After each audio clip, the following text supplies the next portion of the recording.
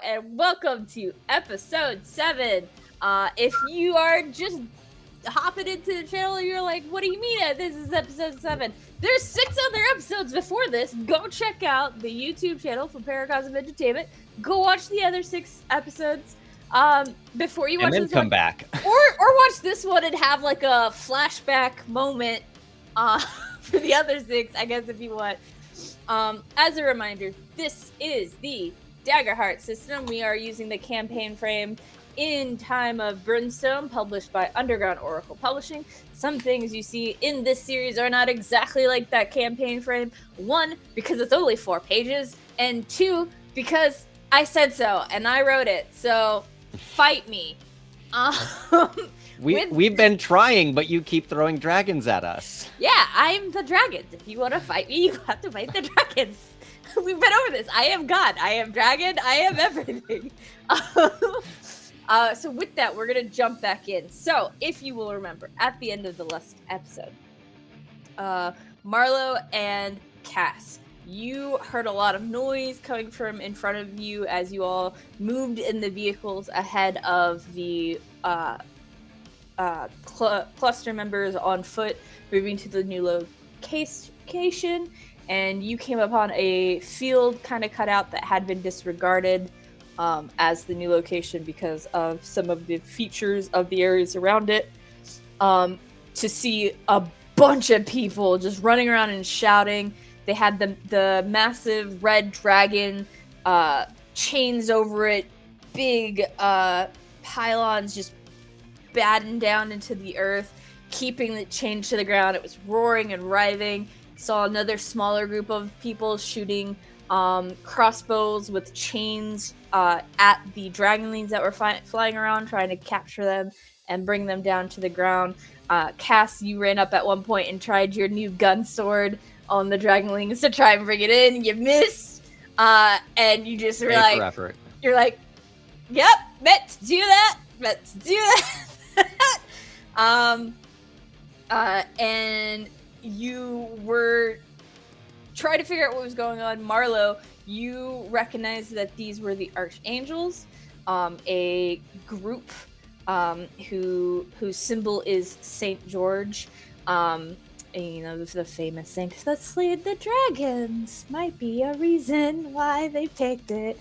And you're like, but I can't remember why they're called Archangels and not like Warriors of St. George or Knights of St. George. Or and right as you were being like, this is such a weird name, you and Cass heard a cry, like a call go out, and people just started running around and be like, get ready! And you saw others hitting those pylons in the ground, and you heard a little bit of like a cracking sound every time a hit was done, and there's a small flash, almost like something magical burying it into the ground was being turned off, and those chains got loose, and that adult dragon, feeling those chains getting loose, started pushing off from the ground and flapping, 10, 20...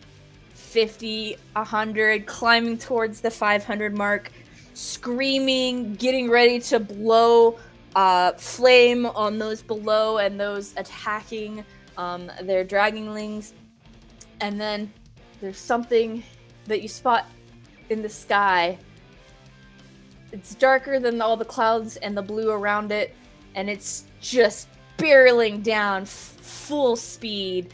Torpedo, smooth, streamlined, right for the dragon. At the last moment, you see it spin, and this massive sword, almost like someone took metal siding from a building and made it a sword, whips around and goes through the neck of this dragon. Its head goes flying in one direction, and they toss the sword off to the side and keep falling as fast as they can, right to the last moment, to rip open those parachutes and try and decrease as much speed as possible as they try and beat the dragon's body to the ground, and at the last possible second, cut off that parachute to drop and roll out of the way of the massive body that just boom, boom, and all this dust and clouds go up, and then through that cloud of dust rolls up onto their feet a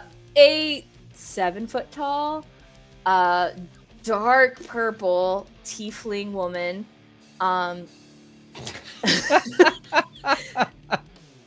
who looks like they have like some sort of marking or marbling on them.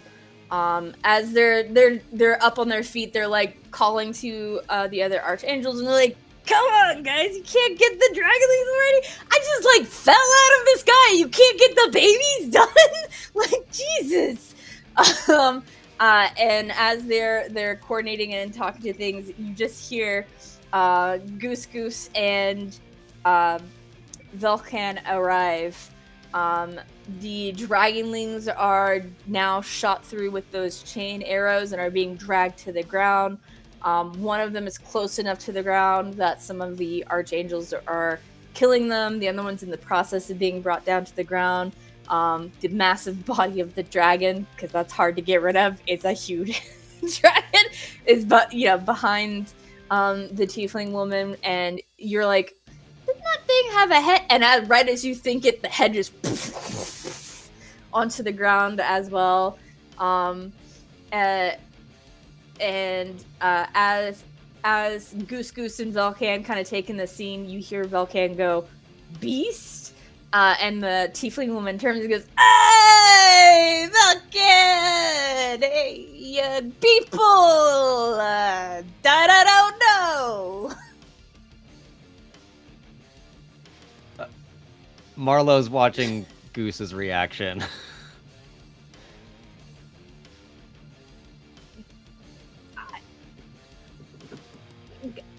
Goose goes straight to Cass, and I think just wraps their arms around Cass and looks up at them, chin like right into their chest, big. Like Goose Goose's eyes are fucking weird already. Like they're a little spread, a little beadier than and they have the biggest, puppiest look to them that they possibly can have right now. Do we have funny mushrooms? What?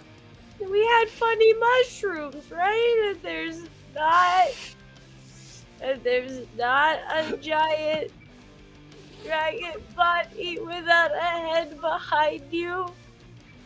Yeah, we all consumed the funny mushrooms, and that's what happened. And can I just, Cass, I'm gonna just like kind of move around so you're not looking anywhere near the decapitated dragon. Like, oh. As you do that, Beast steps forward because they're like, "People I don't know, back to work." Come on, guys, you take too long with this dragonling, and like jumps up, grabs the second one by the tail, and finishes dragging it to the ground as the others just die. It's truly as if Goose's head is smothered against Cass's chest just so they don't get a look at this. Like, okay, yeah. But why are they? I mean, like we could just talk to them first, and then maybe they'd be okay. Like we don't have to be. I think you already tried that, and that also didn't work very well. They're just trying to live. Yes, and so are we, and there's a bit of a disconnect between those two concepts. But how did they just with a Yep. I know. It's just you can cry. It's fine. It's fine. That lady is scary. Goose Goose, since you told me in the last couple episodes that you have been hunting rabbits and then learning how to skin them, Absolutely. you've become very familiar with a certain sound that happens during the degloving process of a rabbit. And these archangels, not to be leaving giant corpses around when they can be put to use for people, start harvesting and stripping and field prepping these dragonlings. Do you Yep, think yep, they that's a eat good it? idea. If they did, they're so blessed. That's a word for it, sure. This is what you get. There. It's the circle of life. Moves us all. As you do to rabbits, so do we to that. I guess they're so majestic. You literally see. Don't forget that they also fuck. They fuck! That's not relevant right now because this one's dead. You don't fuck dead things. No, you No, don't. you don't. You're right. Unless We they're undead and it's consensual. Still no, you don't. No, narrator God, you don't fuck dead things. Vampires deserve love too, y'all. No. Cass is going to continue to just kind of affectionately pat Goose on the head, like. Are they in fact? Does it look like they're intending to eat this thing or just skin it? I mean, right now they're in the process of essentially like full field dressing. So like they are skinning it right now. You would know that living in this area and in this time and being very booky, probably the younger ones don't have as hard of a skill, so they're probably going to make them into some sort of leather. The larger dragon with its scales, though, the scales can be turned into harder armor. And it actually is helpful if you're fighting dragons to have essentially the same protection a dragon does. Yeah. Do I know if these people or other people have tried to eat dragons or do eat dragons? While the adult ones are more sentient, they are still beasts, creatures. So yes is the answer. People in this time have or do eat dragons. Yeah, I don't know many people have the ability to kill an adult dragon. Yeah, sure. As rare as it might be, these insane people. Okay. I just kind of whisper over Goose's head and give them a little pat on the back. Cass, the rest of the cluster is moving on. I want to ask these people a couple questions, but maybe Goose should go before they... It's entirely... Right? I want to talk to them a little bit. All right, get these chains rolled up. We got to get everything stored away. And I'm going to talk to them too.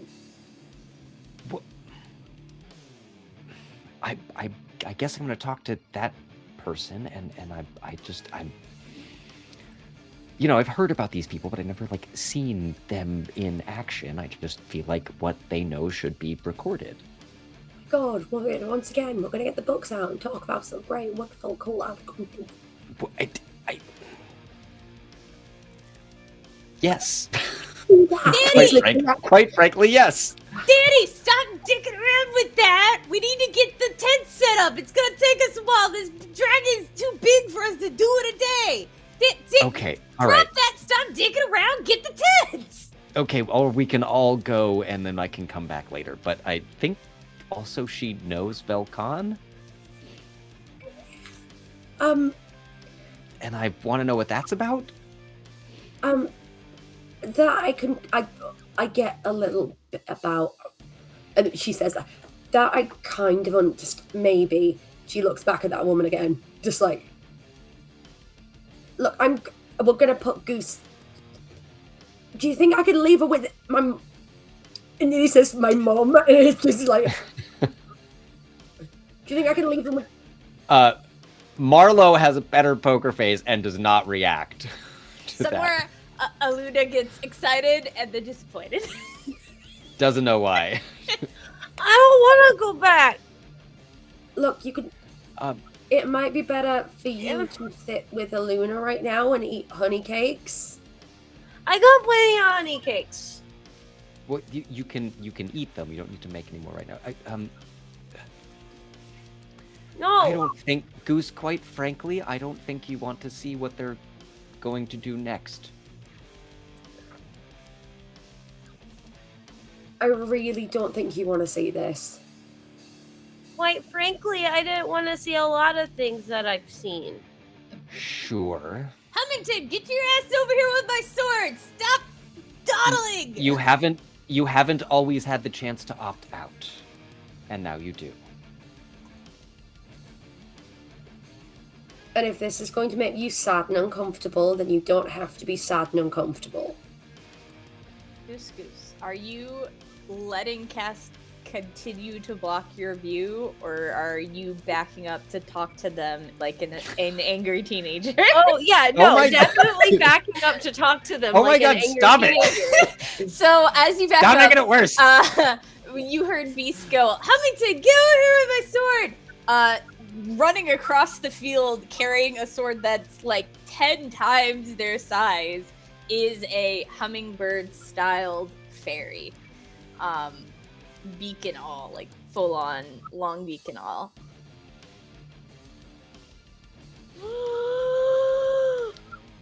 Yeah, Goose, I don't think you want... No, I gotta go say hi. Oh, fuck. How about you do that later? They're gonna be here for a little while. Well, I can't do it later if you're sending me back to the camp, so I guess I have to stay. I'm glad we're all in agreement. I'm also going to come back later. We can all just, like, go right now, settle into the new site, and then come back later. Well, if we're all going. Sure, we're all going. Everybody's leaving. And Cass is going to take a moment and then crouch kind of like down a little bit, just like a... Because I'm pretty sure Cass is taller. I think Cass is taller. everyone is taller, yes. Yeah. I was like, I'm so sure. Just kind of crouches down again and just says, okay, I'm going to be honest with you. If we stay here now, you're going to see something that's really going to upset you. And it's really important that you do not freak the fuck out on these people who you have just seen what they can do. I'll do my best. I need this 1 to 10 on how well that's going to go for you. I don't know. Because I've not been in this situation before, so I can't tell you how I'm going to react to it because I don't have any sort of training or practice. No, you do have training because I'm going to tell you something. What do you do when you hunt rabbits? I shoot them. Yes, and then you prepare them. I know, I can hear them. And then what else do they do with the rabbits? We cook them and we eat them. And are you going to be okay with seeing that potentially happen to... I just said that anybody who was eating them must be having a blessed experience. But you can't be weird about it. How is having a blessed experience being weird about it? I'm sure, do these people not have their own beliefs and understandings of the world that they might get excited about? Their beliefs and understanding of the world is that all dragons should die. Or something close to that. I just want to say Goose Goose makes a weird kind of sense in this moment.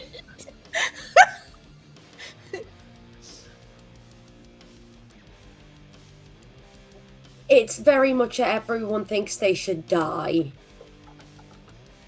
That doesn't make that I can't think that eating it is a blessed thing. That I can't think that it's a good thing. And I bet that other people think it's a blessed and good thing too, but just in a slightly different way because they're going to be like, ooh, it nourishes our body. I hate it when you start making sense. I make sense all the time. You just don't understand. I have a unique perspective. That Over is Goose's the head. understatement of the century. Mouthing at Marlo.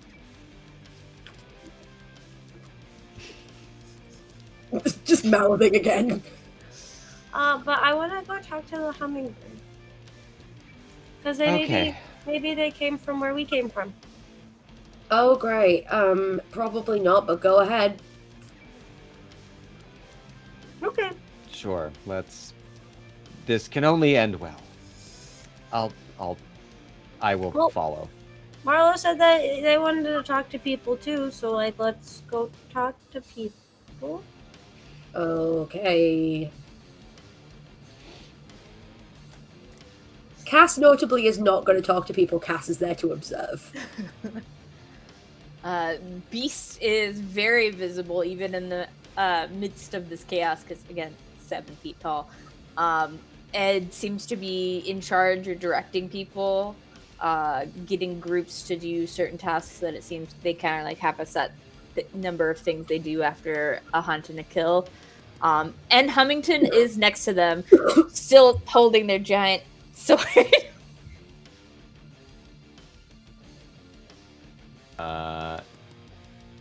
I mean, let's go there. I'm gonna watch how this interaction between Goose and Hummington goes for a moment, but Beast is the person I want to talk to, I guess.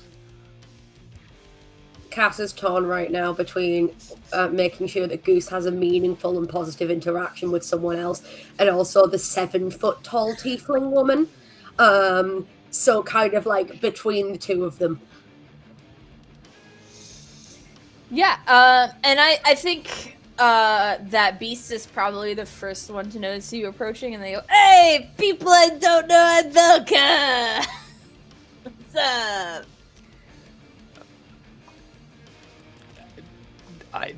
You were apparently up. That was a very unique method of trying to fight dragons. I was wondering if, not necessarily right in this second, if I could record that. Just write it down so other people might be able to study and learn from it.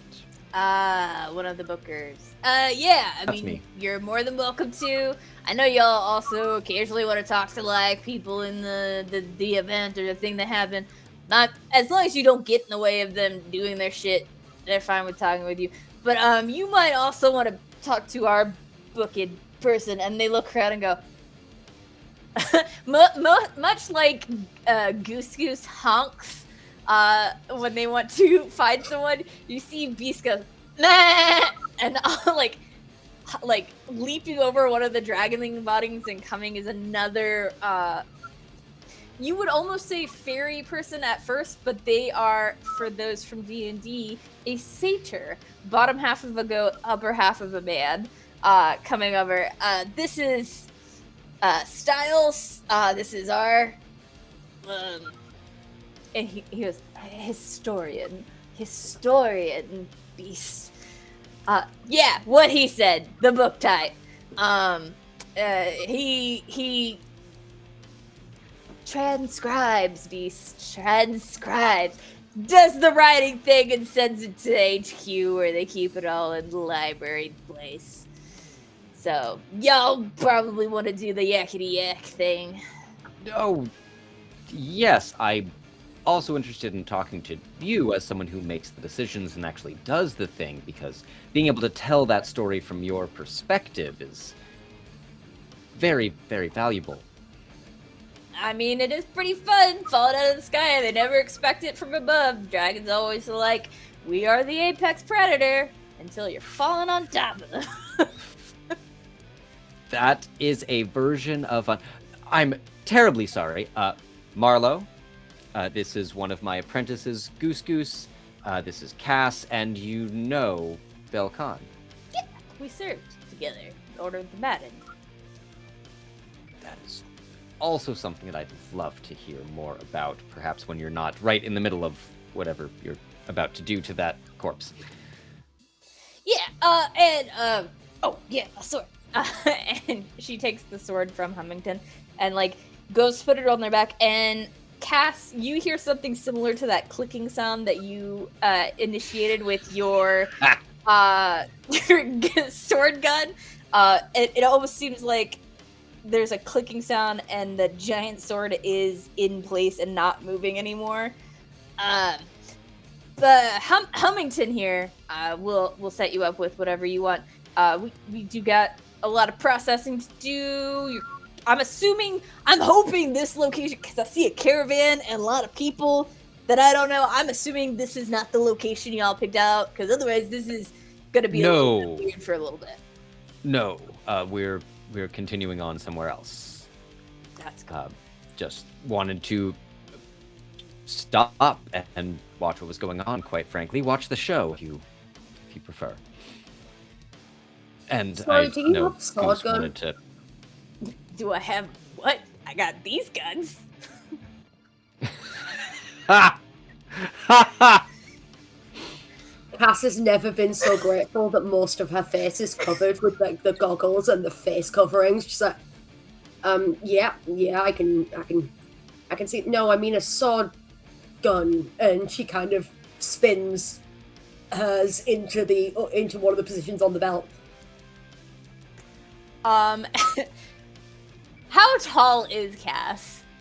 Cass is not that tall. I think about 5'5". Okay. So Beast fully at the waist has to bend, like full bend, to get anywhere close to looking at this sword gun. And it just kind of like looks at it, and since they're a lot closer now, you realize one thing. Kind of like how Vel'khan is a little bit more feral looking, a little bit more angular, so is Beast, a little bit more angular shaped, kind of has a little bit of a spikiness above their eyebrow a little bit. And you notice that the kind of marbling you saw is not just like a general like purple marbling of their skin, but rather like layers of tattoos, like different styles on their skin. Some of it is like the scarification style. Some of it looks like they took like a lighter purple and went over it. And you see what you think at first is like scaled tattoos going down their arm in a purple that almost matches the color of their skin.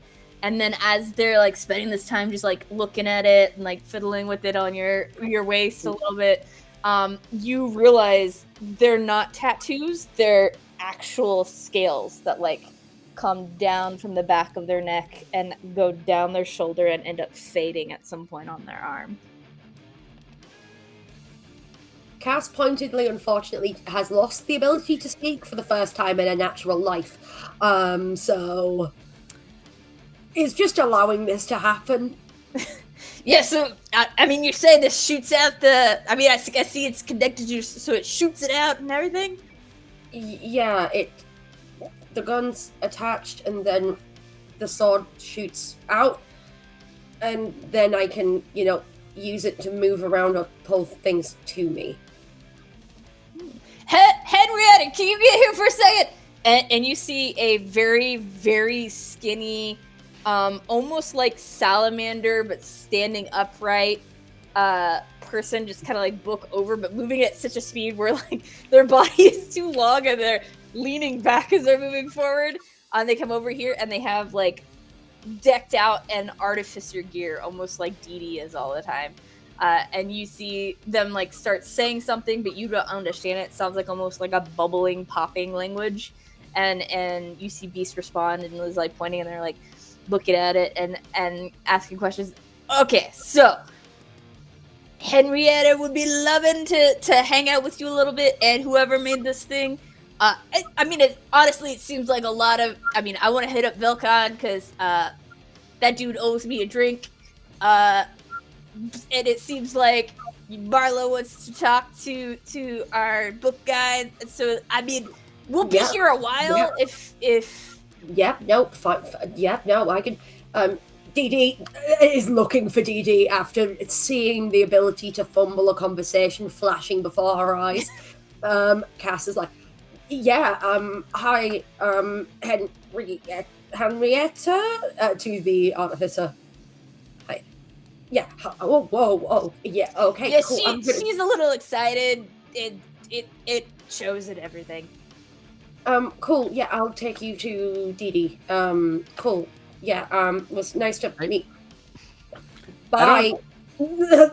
I don't know that Marlo has ever seen Cass this tongue-tied. Can I guess roll instinct to see if they actually know what is going on here? Yeah, and I'll give you advantage because you've, in Ooh. your long life, probably experienced exactly what Cass is going through right now. Can I add my new experience of Cass's dad? Yeah, sure, I'll let you add that. Okay. All right, so we got that, and we're gonna add a d6, and I will add +2 to this. Well, that's still only a 10 with fear. Oh, a 12 with fear. Yeah, I mean, even with just being a 12, it's not a high DC. You're like, oh, yep, she's flustered. Not gonna say anything, just also gonna kind of nudge Goose a little bit. Be like, Goose, you also wanted to talk to someone. Yeah, hello. Just walks with like feather up to not have to look directly at any dead, and we'll walk up to Hummington. Hello. Hi. I saw you from across the camp. I am very colorful. You are. It's very fantastic. I'm not as colorful, but I don't see very many bird fairy people around, so I just wanted to come and introduce myself. Hello, my name is Goose Goose. Hi, I'm Hummington, Hi, Hummington. Where are you from? the Underborn. I knew it. Cass told me that you might not be from the Underborn, but I was like, okay, whatever. I'm gonna go talk to them. Yeah, Beast found me when all the dragon stuff happened. Oh, so you're from before the dragon times. Well, and I was really little when the dragon thingy happened. But then Beast, and now we're not Underborn anymore. We're above board. What do you? I'm still not entirely clear on what people call this place. I like above grown. Because we can't be above born because we were underborn, and like once you're born, So that event's said and done. Mm-hmm. So now we have to be above grown or above learn. Mm-hmm. My parents used to say that we were the moonborn, and then that these people were the sunborn. I like that. The moon's pretty, and you can actually look at it. You can't really look at the sun very well. Oh no, it burns if you look at the sun. Yeah, it hurts. Well, I just wanted to come say hi as well. Do you like that lady? She seems really scary. Beast? Yeah, sure. I mean, Beast is a protector. They protect us from the dragons because the dragons showed up and then attacked everything all the time.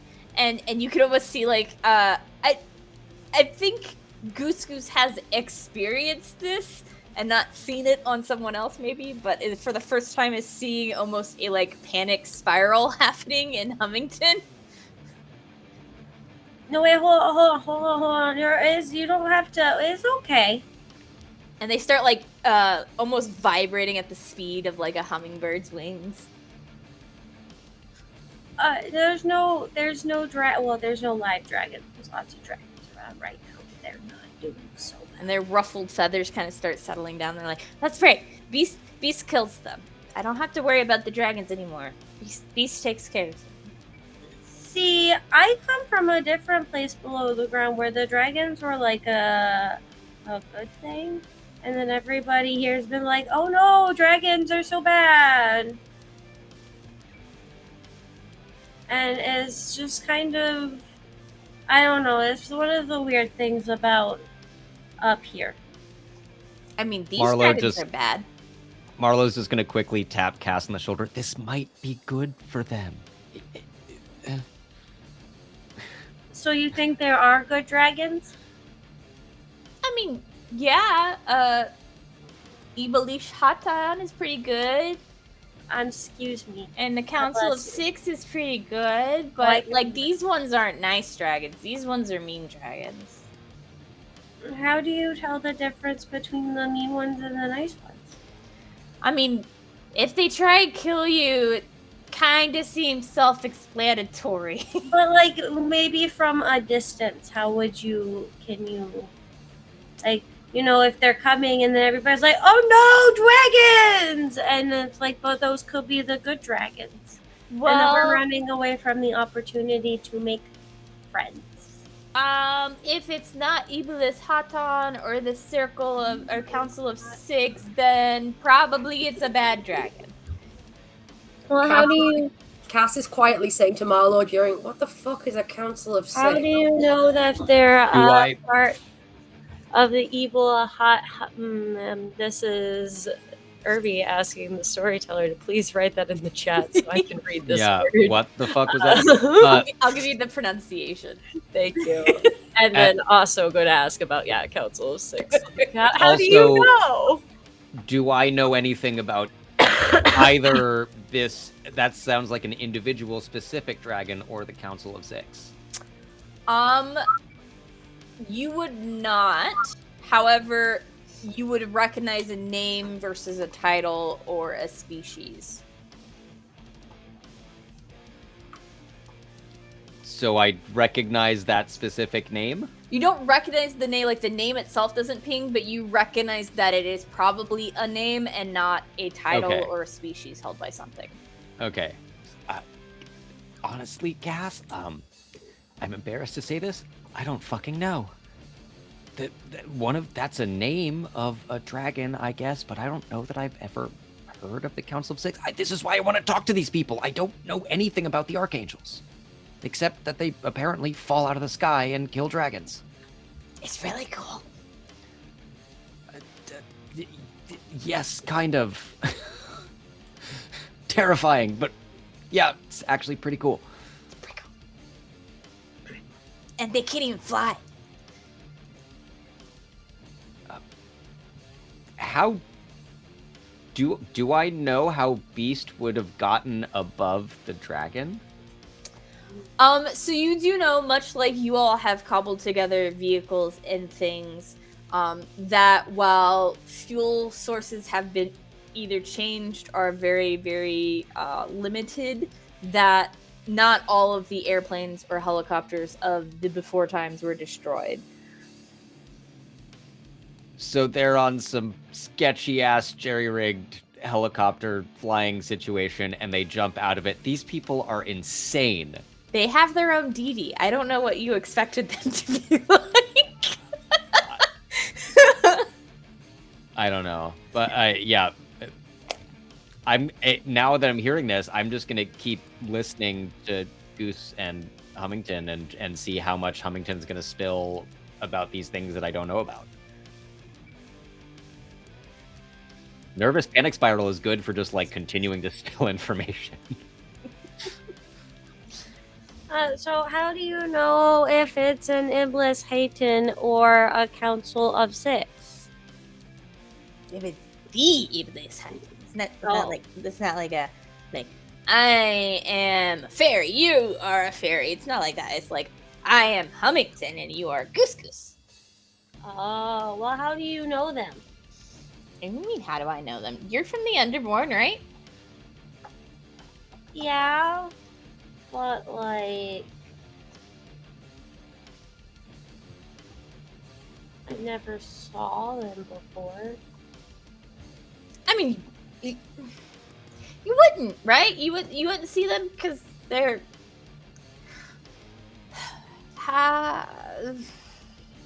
they're the unbowing. You wouldn't see them. The what?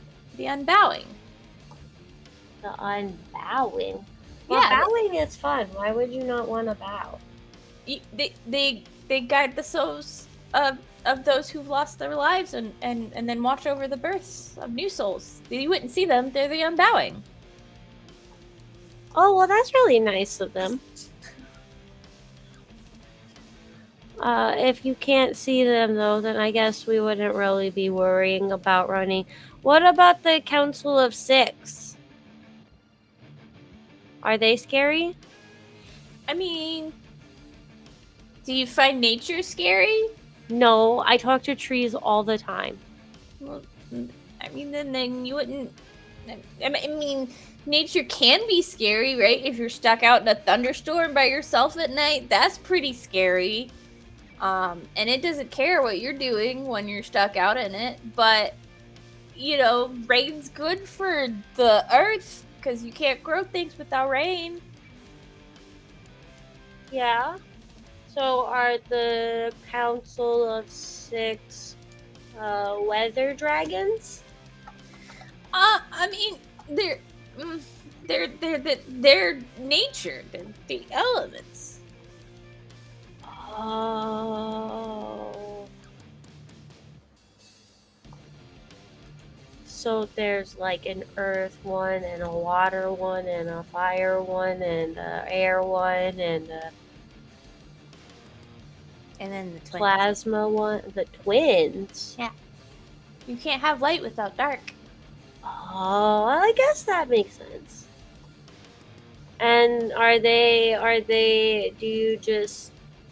just out and about, just chilling? How are they really big? Like, how do you know if you see a Council of Six one versus? I mean, no one's seen them in a really, really long time, but we still talk to them. How? I mean, you just talk to them. Like I go, hello, Mr. Earth Dragon. My name is Goose Goose. What's crackin'? I mean, probably. I'm not one of the priests or whatever. I just fetch the sword when it falls from the sky. That's a kind of cool job. It really is, and it's not hard to find. It's a really big sword, so it's pretty easy to find. Though sometimes it falls in the water, or like it lands in a tree, like in the upper part, like through it, and then you have to go up and get it and try to. I'm sorry, you said catch the sword? I sometimes I catch it. Sometimes I just wait till it falls and then go get it. Well, are you like a really good sword juggler? Like, can you toss them? Can you swallow your swords? Like, I can't swallow my swords, but I can stab things with this, and he points to his long, very pointy beak. I like it. I can stab people with. They'll pull out one of their arrows. Yep. I mean, you could do yours a lot farther away than I could do, but I could shoot myself like an arrow at someone. Pew! But then I'm all up in their business, and it's probably not a good time for me. But Beast told me to get you all whatever you need. You guys were passing through, or you're staying here. What? How may I assist you? Oh God, never do that again. No? Please It don't felt do wrong as I was doing it. Yeah. Well, incidentally, this may be a larger, longer conversation. Are you gonna keep all of that dragon hide? The scale specifically. That depends. With the meat, we keep enough to get to whatever our next location is, send a portion back to headquarters, and then there are some clutches that we work with where if they're having a hard time, we can send them some of the dragon meat as well. The hide, teeth, claws, and bones, Beast decides what to do with those. A lot of the times, if we can't immediately use it, it gets sent back to HQ, because then it can be further refined by the craftsmen we have there and then sent out to whoever needs it. That's all I know. I know we're simply just passing through, and this is a happy coincidence, but I will perhaps talk to Beast about acquiring just a small amount of scales. Yeah. Well, we hope that you have enjoyed Archangel and being rid of your dragons. Okay. Would you like a few notes on your performance there? That's just... You're I'm going... leaving. Yes, Go. right.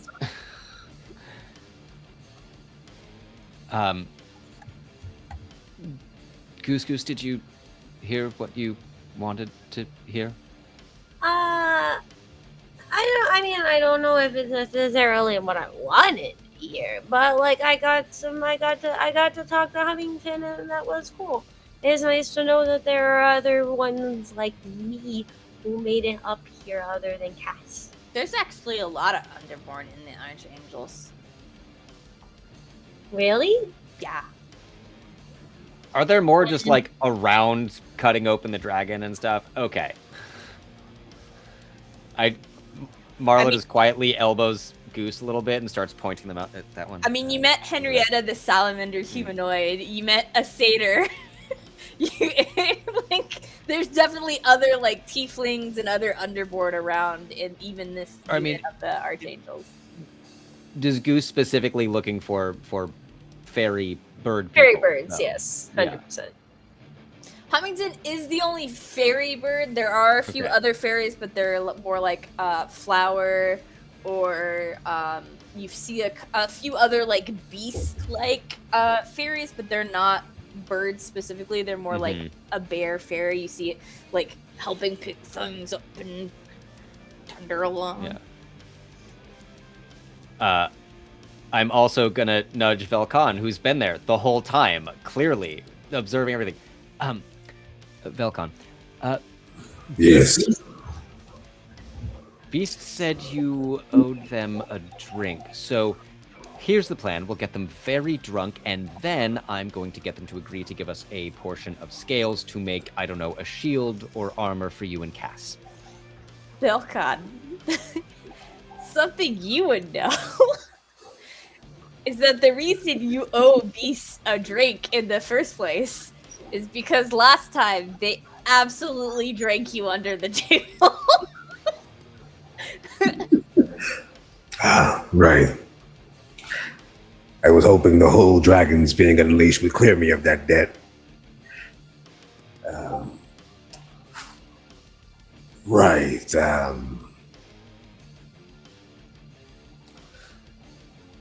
You sure you don't want to just talk to them? We can do that too. I just think it'll be easier when she's drunk. Or... I mean that... It might take a while if we try to wait for them to get drunk. They are 6 foot.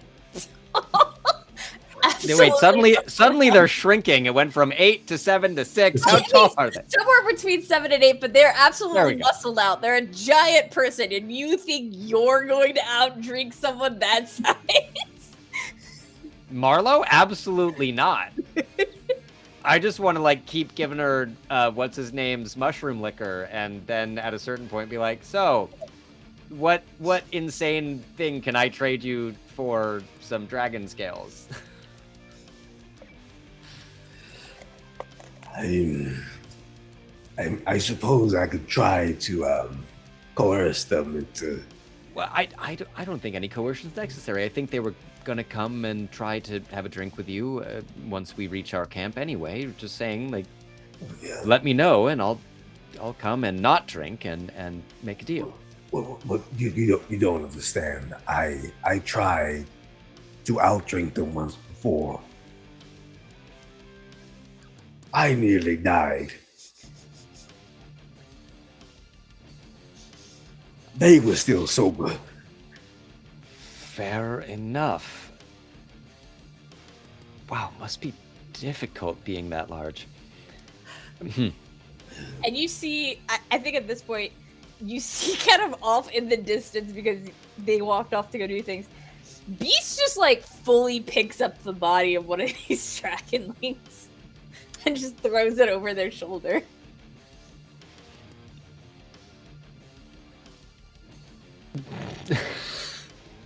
Marvelous creature, that one. To put it mildly. Well, I think we could all go for a drink, but I suppose we could try it. I don't think they would mind sharing. This seems like something they do on a daily anyway. Well, the Hummington was saying that it usually would go back to their headquarters. I also just want to find out so much more about how they're organized. Not the time. Yeah, we could Let's go over a drink during the night around the fire, exchanging stories, while we set up. Right, I suppose we should, one, make sure Cass hasn't just stormed off in a blind rage and gotten lost, and two, go help set up the new camp. Which direction did Cass go? She said she was just leaving a moment ago. Yeah, Cass is wandering off right now. Probably with Henrietta the Salamander Fairy in tow to go and introduce her to Dee Dee, because that was her job out of this. And she's already nearly embarrassed herself in front of Beast once today, so yeah. To be clear, Henrietta is a salamander humanoid, not a fairy. Okay. Cool. Still speaks in bubbles. Her and Dee Dee are going to get on like a house on fire. Actually, if you find Dee Dee seems to weirdly understand what Henrietta is saying and vice versa. Yeah. Can Cass try and parse based on what she understands of Dee Dee at this point and see if she can get any of it? Yeah, do you think you have learned what Dee Dee is saying, or do you think you just kind of like go off of vibes and best guess? I think it's a bit of both. It's kind of like a non-verbal language, so she can kind of understand the intent, and now she's trying to put the intent to words and things like that and see what she can patch together in meaning. So I will let you give me either a knowledge or instinct roll, and what information you will pick up from their conversation will be different depending on which one you pick. It's going to be instinct then, definitely. So that's going to be... So it's, so that's 50, no, that's 17 with fear. Yep, that's fine. So you don't earn any interest on those. I know. But they might also be acting like a timer for you all, or a countdown clock for you all. So I think you kind of... Dee Dee is not shy about flipping and turning you and also manipulating this device on you, so you can kind of get that she's like explaining to Henrietta like that it's slide around the belt that's on you, and that this is where you use it to thing, and then it's got, you can click it on the side, and the chain is actually attached to this pommel that can remove and be attached to other things, and like you get the gist of what is going on. But again, very weird that Dee Dee seems to immediately know what Henrietta is saying, and Henrietta it seems to be immediately picking up whatever Dee Dee is saying. Can I get... So, Dee Dee's human? Yep. As far as you do know. Cool. And there's no clues that she's anything else? Have you been looking for clues that Dee Dee's No, it's more other a case of, is something now really obvious, or is it a case of just Dee Dee's got a lot of lore? Which it could be either. Yeah. Cool. Yeah. Cass is willing to be moved around like a weird, like, teenagers when they're being moved around in their prom dress and they don't want to be there. That's kind of Cass's energy when she's being moved around with the sword gun. Roll me, and this is fun for me, just a d12. I want to have you tell me which one you would prefer. So you got an 11. Yeah. Okay, so you got over a 6. So I'm gonna let you tell me, which do you prefer? Do you prefer in this moment for Beast to join the group for the seed, or not join the group for the seed? If you had gotten under a 6, I would have gotten to decide. You can't pick for me. And I need this to happen because Cass will hate it, but this is the funniest thing that could happen. Yeah, so Beast just comes up and is like, "Oh, hey, Henrietta, you gotta get... I see you have found a like-minded person in, I'm assuming this fine young lady is Dee Dee," and you see Dee Dee.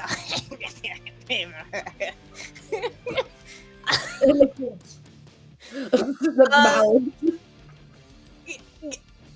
Guys, do you really have to, like, manipulate this poor lady like this? Can we just... everyone chill for... And you, Henrietta and Dee Dee completely ignore Beast, and so Beast is like, do you do you want to take the thing off and give it to Dee Dee? Because I'm gonna be real, if Henrietta ignored me now, you're gonna be here a while. It's kind of like my emotional support item at this point, but yeah, and she unclips it and just goes, "Oh, okay, Dee Dee, you two can talk. You can Here. have it." And she unclips her sword. This you can have this until you get that back. Thank you. That's really... Hi, yeah, Marlo said I'm Cass. It's Cassowary, actually, but everyone just calls me Cass because they thought it was a bird fairy, and I'm not a bird fairy, so I'm named after a... It's a funny story. I'm getting ahead of myself. That was... How did you... And she kind of just gestures about the falling out of the sky. How'd you... Oh, I jumped out of a plane. You've been in a plane? So, well, loosely... You could probably loosely call it a plane. Henrietta kind of put it together, and it flies like a plane under the same principles, but, like, it's probably more like Franken plane than actual plane.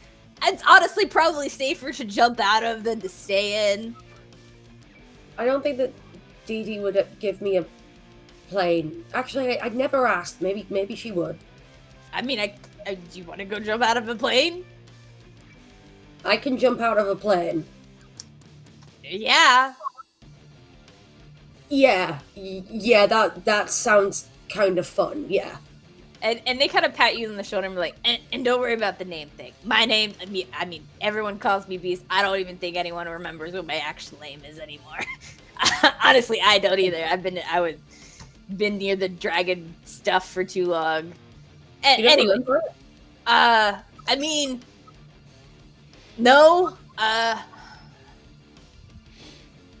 been part of well, I guess I can't say I was part of, I am part of, I was part of the Order with Vel'khan, and when you get really deep in the Underborn, it gets really, you get hit with a lot of dragon magic all the time. Yeah, I heard that. That's really fucking rough. Sorry. Yeah, and I was there like 300 years, and it kind of just... I don't even remember what my original name is anymore. Everyone just calls me Beast. Do you like it at least? I mean, kind of accurate. I mean, yeah, just if people start calling me Cassowary, it just kind of people look at me weird. I'll call you whatever you want. Cass is fine. Cass is fine. So the plane. Yeah, yes. Let me wrap up the dragon thing here, and we can get you in a plane if you want. I don't know if I'm allowed to let you jump by yourself. I'll probably have to jump with you. Oh, are you okay? Just start patting your back. I'm good. I'm good. Sorry. It's the layers. Sometimes they get caught, and again, face is covered. So just sometimes my mouth gets caught in the layers, and yeah. Do you need some place out of the sun? Some of our other underborn people are like that too. No, I'm good. You finish what you want to, and we'll just do that later. Cool. Yeah. I mean, I'm gonna be here a while, so. Okay, cool. Great. I'll talk to you then. Yeah. Do you guys need to pass through the valley to get to your place? Because I could make some, like, because you guys got vehicles and stuff, right? Like, that's harder to move around shit. Yeah, I ride with Dee Dee usually. And they almost, like, football whistle, like, super fucking loud and piercing. All right, let's get a lane here going. Let's go, go, go. Come on. I don't care which way you gotta drag the dragon. Oh, come on. Come on, Stan. Put your back into it. It's not that hard. Fucking Stan every time. Always Stan. I want to make sure that Dee Dee has also just not noticed Cass absolutely fumble the bag.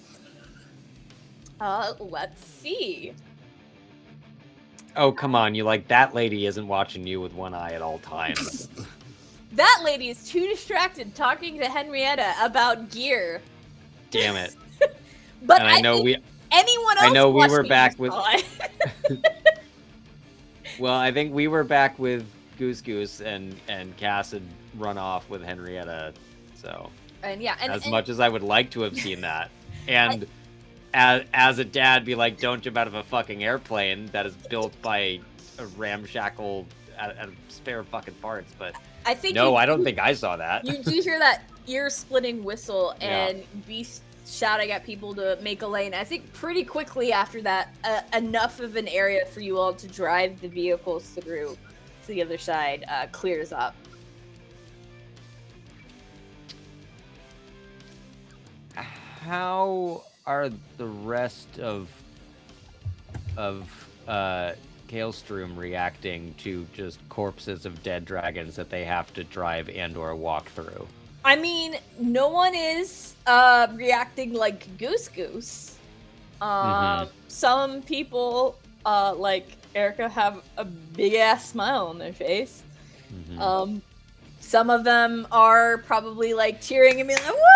As they go through, almost like it's some sort of amusement ride. And I think a majority of them are just kind of like in shock. Because, yeah, maybe they heard stories about, like, oh, you can kill a dragon. You can totally kill a dragon. They're killable. But, like, seeing not one adult one, but one adult one and two dragonlings dead, they're like, oh, shit, you actually can kill a dragon. Like, that's a thing. They don't always have to be the one killing you. You can totally kill them.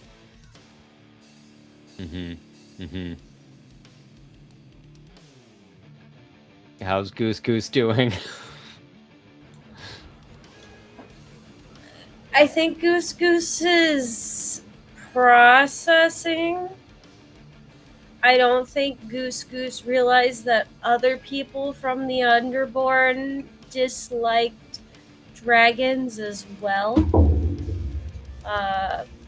Goose Goose still refuses to look at all of these dead dragon bodies. We are definitely 100% like this.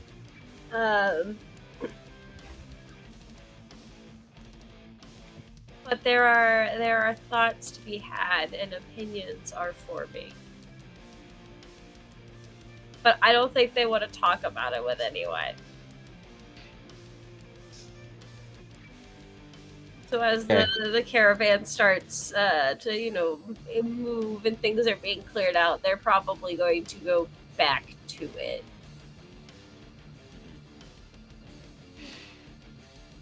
Yeah, and I don't think it takes you very long from that point. Once you get past that little clearing where you encounter the archangels to get to the location that Vel'khan and the scouts had scouted out for a new location.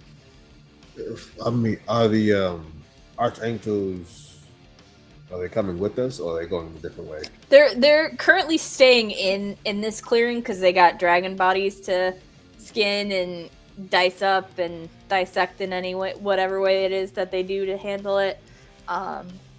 but they seem to be setting up tents and stuff, so they're staying here to deal with them, at least for a little bit. Okay. Just before everybody, well, I guess as everybody's setting off, I want to speak with Beast briefly.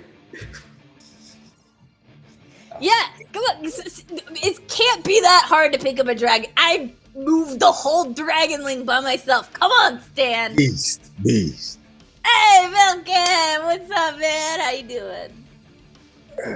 I'm alive. Yeah. Yes, I'm alive. I see you are. Well, I have no doubt you would still be alive. I mean, I'm pretty hard to kill. I know. I couldn't help but notice you have a lot of dragon scales here, which would be amenable to parting with some of it. I mean, what you got in trade?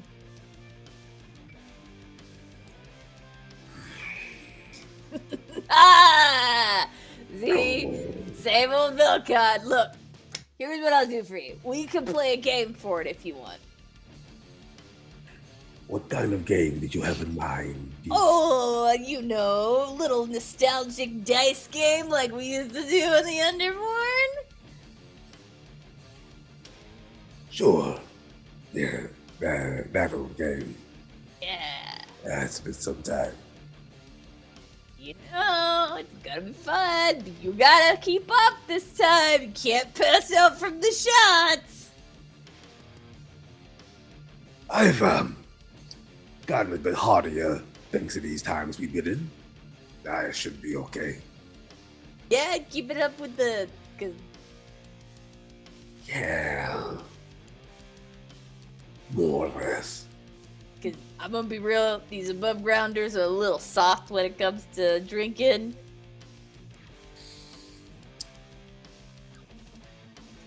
They are. I cannot lie, they are. The squishier they are, the lighter weight they are. But it's a good thing to have someone big and tough like you to look out for them. Yeah, all you gotta do is drop a tiefling out of a plane. Solves a lot of problems. It usually does. I actually, not bragging, but I actually was riding a dragon not too long ago myself. Hey, there you go. You're halfway there. Now instead of riding the dragon, you gotta drop down on the dragon. See? I'll take notes. I got to find a plane first. Yeah. Or flight. I'm assuming if you could fly, you could probably do it without a plane. I haven't asked Hummington how high up he can go yet. Well, when you figure that out, let me know. No. I mean, I'm just gonna keep falling out of planes. That seems to work. Very effective, it seems. Yeah. Oh, I met that Cass. She's pretty cool. Yeah, they're very good. Well. Yeah, I gave them my sort of hold on. Beast gestures at where Dee Dee and Henrietta are still like hardcore, like examining and talking around the like sword gun thing in the harness. Sans Cass.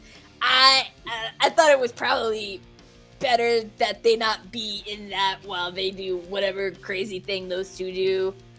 And it seemed like they needed like a support sword. And I mean, my sword's pretty big. It's pretty scary. So not anything's gonna really fuck with that. Yeah, I don't think that's gonna happen. Well, I'm good. I'm glad you met with Cass. Are you going to be camped out here for a while? Yeah, I mean, it typically takes us, like a day to do the dragonlings, and then probably a couple more days to do the adult dragon. I mean, we're only one unit. If there was more than one unit of us, we could probably do it faster, but, it was really more rumors that there was a dragon and dragonlings that brought our unit out here to check it out, and then when we, like, confirmed it with, oh, are you guys the burned out circle of like tents and is that y'all? It was, yeah. Yeah. See, we got some of your survivors. They're met up with another unit, which is how we got the rumors of the dragon, and this. They kind of just gesture at the dead bodies. That's what came from it. Where are they now? Probably back at the headquarters. We don't typically like to keep survivors out in the open in case, occasionally, if an attack goes really bad, a dragon will, like, get really vengeful, and they'll just try to track everyone down. Yes. So we try to get the survivors out as quickly as possible. I can appreciate that. How far is the headquarters from here? I can probably take a visit and recover the survivors. I'm gonna be real. You and a few of the others were more the, like, ranger tracking-y. I was just more of the, like, direct me at something and I'll hit it really hard kind of Order of the Maddened knight thing. Were we knights? I don't know. So you'll have to ask someone else how far the crow flies. Although I guess that would be derogatory. Beast, I've told you before, you have to spread out. You can't just be only hit things hard. Hey, now I fall out of planes. Yes, and you are very good at it. But if the rest of your companions die, because let's face it, you're not going down anytime soon. No, I'm not. You're going to be lost and not know where you're going at all. I can survive. Clearly. I'll find someone who knows where I am and then have them point me in the direction I need to go. And then get lost again because you have no clue where you're going after that. Details. Good to see you haven't changed one bit. Yep, looking forward to drinking you under the table again. I thought I could get you to forget about that. Nah, you owe me a drink, dude. Oh, you still remember that too. Oh, yeah. The whole, I bet you can't take down this monster. Oh. One hit, bro. One hit. I thought it would at least take you 3. Nah. See, you gotta remember, if you can get into the jaws of anything, if you break their jaw open, you just keep pulling, and then it's not an issue anymore. Fine, I'll consult with my own biceps next time about how I can achieve that. You gotta really work on that. You're a little lithe, and they, like, thump you on the chest.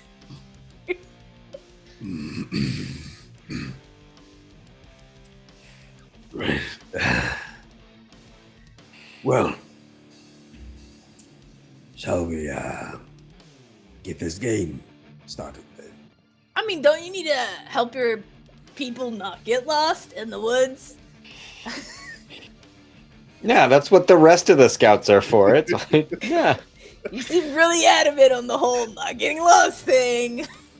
Well, I taught a fair amount of people to spread out their skills, so getting lost isn't something I'm concerned with my people doing.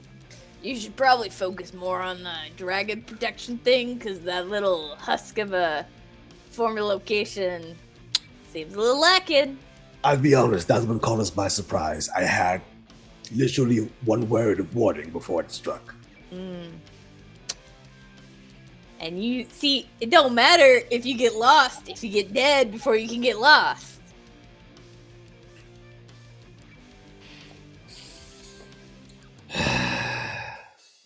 Just saying. I'm going to outdrink you this time for sure. Oh, bring it.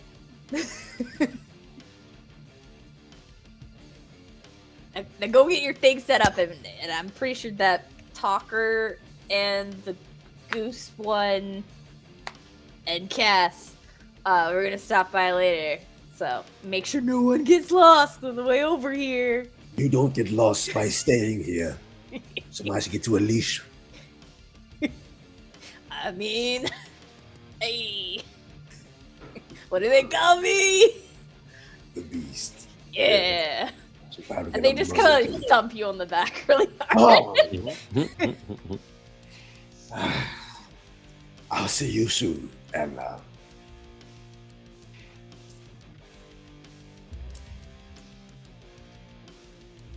just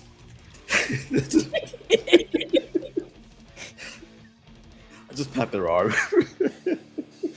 They just kind of pat your shoulder. Too. Yeah, but like I said, it's pretty easy to get where you're going. You know where you're going from this point. There's nothing else stopping you from getting to the location you had picked out.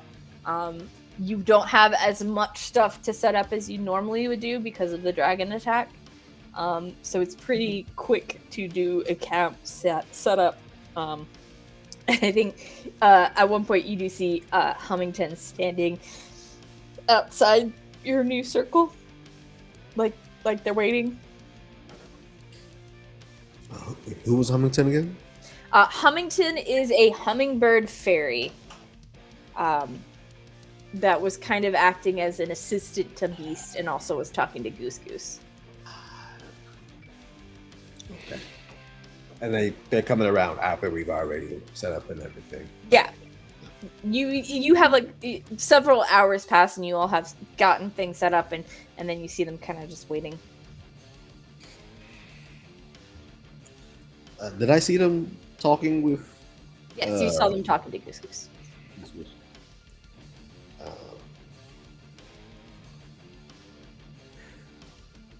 It's okay. I will approach them and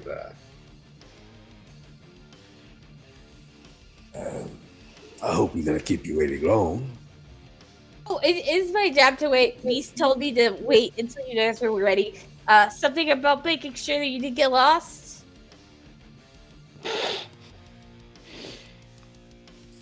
How thoughtful of them. They're never gonna let you live that one down. Never. Among many other things. I'll go collect the others and we'll be on our way. Okay. I guess I will go try to find everybody. In the time where you all have been setting up the camp, Marlo, what have you been up to? I mean, Marlowe's tent and most of their stuff was burned initially. So they're helping Alonda set her tent up, and once it is up, gonna just sit and think about the archangels and keep trying to open the puzzle box. And keep half an eye on Goose, just because I think they are probably aware enough to be like, oh, Goose doesn't want to talk right now, but the last several hours of their life have been a lot of new things and new opinions and perspectives, so I'm keeping an eye out to see how they're doing, and if need be, go intervene. I don't know. Yeah, so this time, because I have been tracking the number of times you work on the puzzle box, you finally get like the final click and it almost seems to twist and open. And I think Aluda is sitting next to you and chuckles and she's like, took you long enough. I've been busy. And inside it's hard. Inside of it looks like a small stack of like linked rings that are that type of metal where the longer you wear it, it changes colors. And it almost she takes it out and helps you fit it over, and it's almost slides on like knuckle dusters, like one big ring for each finger and like a smaller set of chains between your fingers to connect them all. And I'm gonna have you, much like I did with Cass, pick me a spell, because now I know you can do, in fact, spells. I mean, Marlo does not necessarily know this yet. Marlo doesn't, but the player does. Yeah. Oh, wow. Okay. I think given that it's Alonda, I'm gonna choose. Yeah. Do you want me to redo the spell description? You could just tell me the name of the spell. Parallela from the Book of Sittil.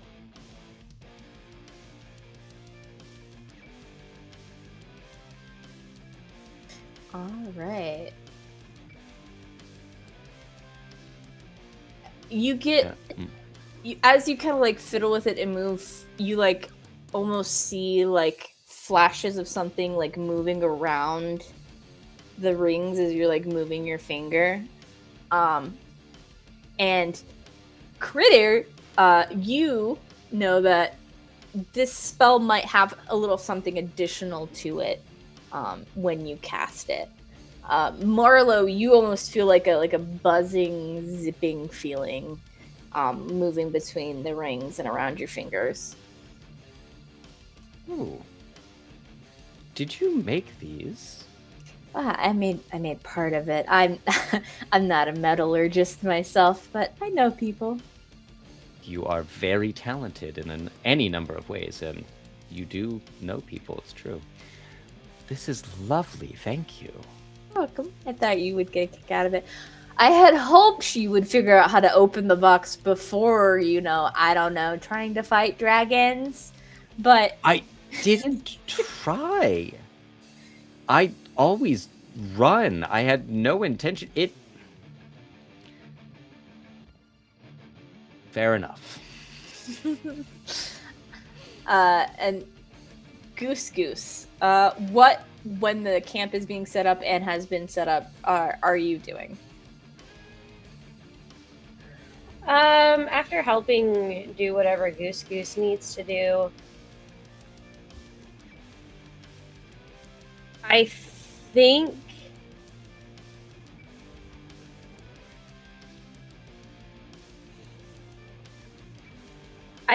they're gonna go find a place to sit.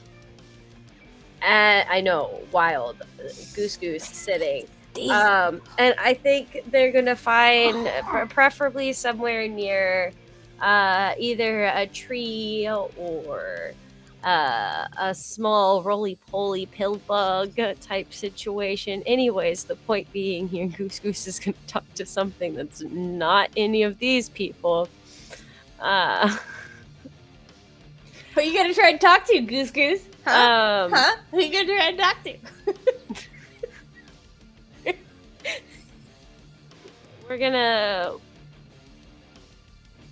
We're gonna stick with our tree talks, I think. So gonna come over to one of these buddies and cast our nature's tongue. So we'll see if this even fucking likes me today. That is a 12, so that's actually just enough to do it. Heck yeah. But go into one of the trees and be like, excuse me. Hello? Hello? Hello? Hello, hi, it's me down here. The little feathery one. Hi, hello. Oh, hi. Have you always been there? Always for the last 2 minutes. What's a minute? Exactly. So, time is a silly thing, and it doesn't make sense, and it's one of the many things that I think distresses the people up here. And so I try not to get stressed about it. So we're not even going to worry about time right now, Mr. Tree. Are you a Mr. Tree? What's time and what's a mister? Okay, cool. So, a mister is somebody like, my friend Dave on the motorcycle. He's a mister. But I figured maybe you might know Dave, because Dave is the one who taught me how to really talk to trees a lot better. But you haven't talked to Dave before. What's a date? Yeah, he's my best friend. But he's a friend. Points to all the other trees. Those are your friends. I mean, they're my family. They're my friend. And is a family friend.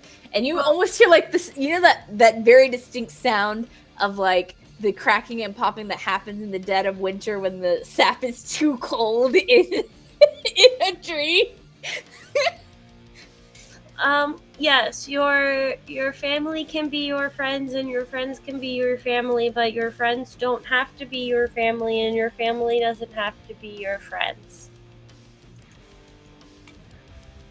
Are you cool? I don't know, but like, do you ever, do you trees talk to each other? Can you talk to each other? Do your roots, like... I mean, is this talking? Yes. We don't do this, but we do tell each other stuff. Okay. And do other trees ever tell you things that are like, whoa? I mean, sometimes they tell us where the water is. Sometimes they share nutrients. Sometimes they tell us where the soil is fertile. Sometimes they tell us if there's a scary thing in the woods. Sometimes, and then he just Yeah. What do you do when they tell you there's a scary thing in the woods? Brace for impact. And then what if the scary thing stays? Like, what if the scary thing becomes something permanent? I mean, if it stays and doesn't destroy me, then is it scary? I don't know, cause like like does it become normal? I mean, even if it's scary at first. The destruction is scary, but if it doesn't destroy you, it's not scary anymore. But what if it's... I don't know. The people are saying that they're the dragons are bad, and that's different than where I came from. And they're saying that the dragons here are scary. And I guess I'm just trying to understand if it's okay that sometimes there's scary ones and sometimes there's good ones and sometimes that is going to be okay even if it is scary, and that the scary will become good and normal. Huh? It's okay. I'm talking. I think I made sense. I'm glad I could tell. And Goose is gonna reach out and touch the tree. You didn't, but it's okay. I think I got where I needed to get, and I don't think anybody else is gonna understand that, because nobody else needs to understand it. So thank you so much, Mr. Tree. You're welcome. I'm gonna be real. I didn't understand most of what happened. That's okay. Most people don't understand me anyways. I'm not good at articulating my points. That's what Marlo is helping with. I mean, we don't really talk this way. We more talk in like feelings. Okay, so feeling, you know, when your leaves shake? Mm-hmm. That's the feeling. It's like, it's a bad feeling, but then the leaves stop shaking because you have the good people with you. But the good people are like, yeah, the bad feeling. But your leaves can shake for good things and bad things. It can shake because of the wind is blowing through it, and that is a good thing, and it feels nice. But Then sometimes your leaves can shake because something big is stomping around, and that's scary and is a bad thing. So the same thing could be both good and bad. Am I helping? I don't know. It is a lot to take in because they just totally gutted a dragon right back there. And, like, that was really gross. And I don't like that. And I think it's just going to be a normal part of being up here and being with these people. And I think I have to adapt. Yeah, if you're in a new place, if you want to If if you want to thrive, then you gotta adapt. But it doesn't mean you have to lose your roots. You could still your roots can stay the same, but your trunk and your leaves have to change. I don't know if my roots work. Are you alive? Pinches self. I think so. And your roots work. Okay. My roots work. And the scary things can be good things. I don't have arms, but do you want to hug my trunk? Yes. Okay. And Goose, like, rubs their face against the bark.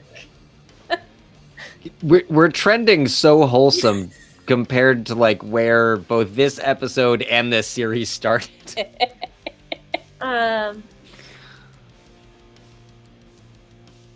really scared though that one day they're gonna be like, "Hey Goose, kill that dragon." I don't know if I can do that. Well, no one can make you do something your roots don't want you to. I just want to make sure everybody's okay. Maybe you gotta talk to them like you're talking to me. They don't listen as well as you do. I mean, I can't really go anywhere. Oh, so if you could go somewhere, would you have gone somewhere? I don't know. I've never known how to go anywhere. Oh, well, it's kind of cool. I highly recommend it if you ever get to try. You see them kind of like sway back and forth. That was like they're trying to. Nope, still can't. Well, thank you, Mr. Tree. Still not sure what a mister is. Well, thank you, maybe Mr. Tree. Don't worry about it. It's just something that I was told I'm supposed to say with people so that they feel respected. People are weird. Yeah, they are. They don't make much sense. Maybe I'll try talking to them, because maybe you're right. But also, they've been very busy with all of their own problems. So... I think you just get the sense of like nodding from the tree. Yeah. And they'll give you another. They'll give the tree another hug. Anyway, do you need anything? I'm pretty good. My roots pretty deep, and there's plenty of sunshine. Okay. Well, I'm gonna go check on my friends. I think. Here's a honey cake, and just leaves one on the ground at the base of the tree. I think as Goose Goose walks off, there's a moment where the tree is no longer being listened to, where it's like, it's a honey cake. Cass, you have this massively oversized sword with you as you're setting up camp.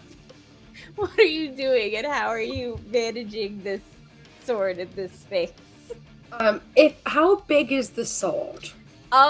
So if you think about like a U-Haul truck, like the truck back part of it is like that long. U-hauling is on our mind right now, so that actually tracks, yeah.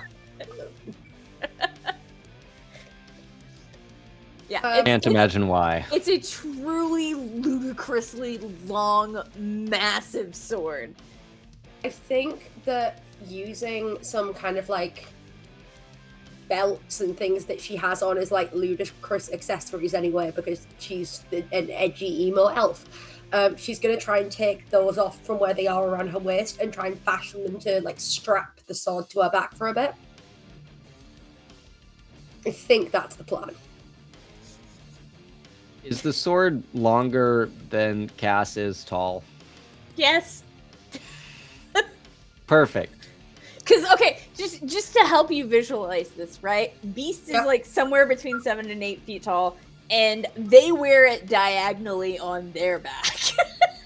Yeah, it's going to look comical, like the points up there, because that seemed more sensible than the other way around. So it's like... Yeah, you know how, like, Cloud in Final Fantasy, their sword is so much, like, ridiculously larger than them? That's how much ridiculously larger this sword is to Beast? Yeah. I think after attempting twice, basically, Cass is dragging it around, just like... She's committing to it, she's not letting the sword alone. But she's just dragging it around after a while. Yeah, I think... A support sword. Yeah, I think there's a couple of, like, almost comedic moments where, like, you turn around to do something or someone calls you and you weren't expecting it and the sword kind of, like, knocks into something. Knocks something over. And there's probably a moment where, you know, like how sometimes, I don't know if anyone else has this ADHD brain, but when you're walking around in the kitchen, the, like, belt loops on your jeans will get, like, caught on one of the, like, cabinet knobs. And you're just like, ah! 7 times today, so yes, I know this too well. And you're like, yeah. And you're like, how did I? So that probably happens a couple times too, as you're going around and helping things get ready.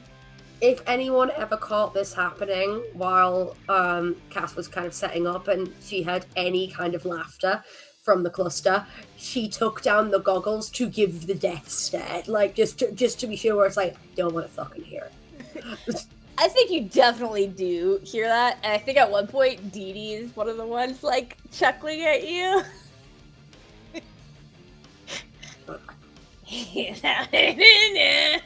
Really twisting the knife, huh?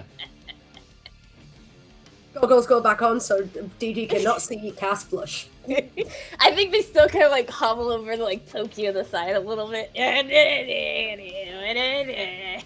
Look, she's just really... Beast is really cool and gave me this to look after while you were dealing with, you know, Henrietta, and you were posing me like a Barbie doll.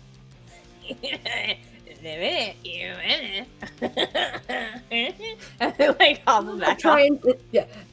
Matt literally says back, like, do not pretend like that was actually on purpose in this way. I know what you were doing. So I think with that, Vel'khan, it's probably pretty easy to find everyone. Cass is a giant fucking sword, like a torchlight, just telling you where they are.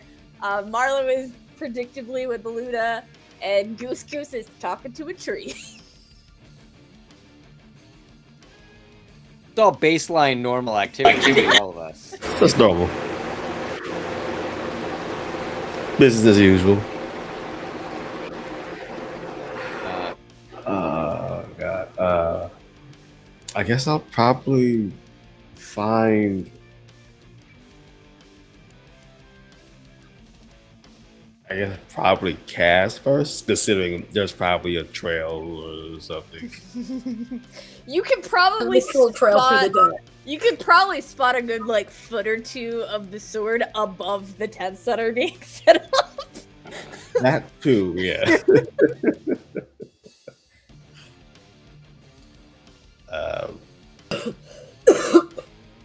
Yes. Hi.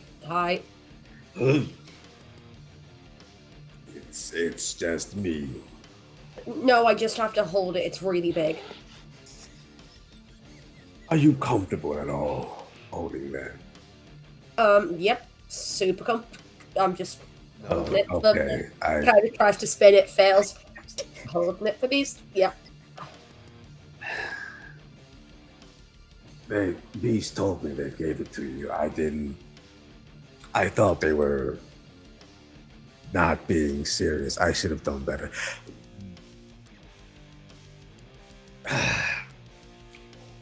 Why? Because Beast asked if I could show Henrietta, who's there, Dee Dee, the sword gun, and then Dee Dee and Henrietta kind of just started kind of moving me around, and you know how I get about that. And then Beast came over to kind of help, and then I said I kind of need like an emotional support weapon, so then Beast gave me the sword for the time being. Okay.